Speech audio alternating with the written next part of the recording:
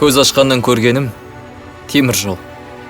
Естігенім локомотив гуілі, вагон тарсылы.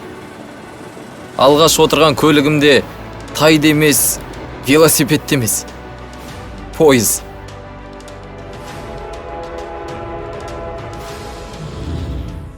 Зейін қойғаным темір жол туралы әңгімелер. Өйткені біз өскен станциядағы үлкендер не айтса да әлқисасын темір жолдан бастайды.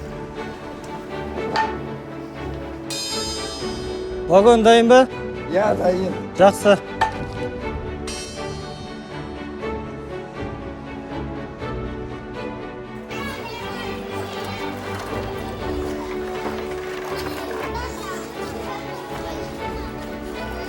Асық ойнап, доп қуғаным есімде жоқ.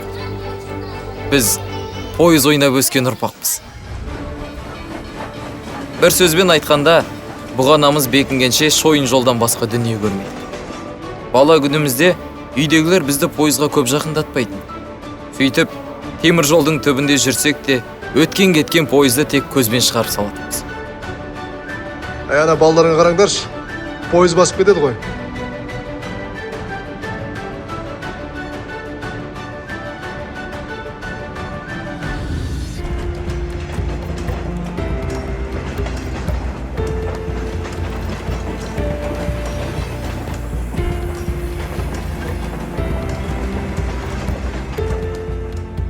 Басқа балаларды білмеймін.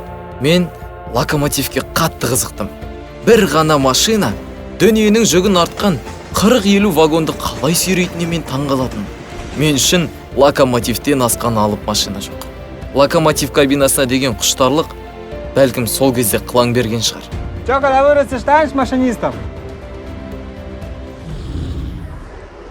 Кейін ер жеткенде бізде ауылдан кете бастадық.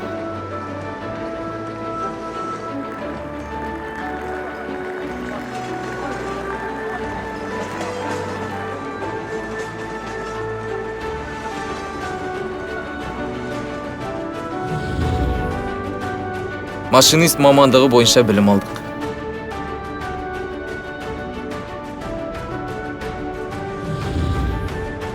Әскери борышымызды өтедік. Ақыры дегеніме жетіп, машинист атандым. Қазіргі өлшеммен алғанда, бұл орындалған арман ба, әлде айыру қиын. Қалай болғанда да темір жол менің өмір жолым.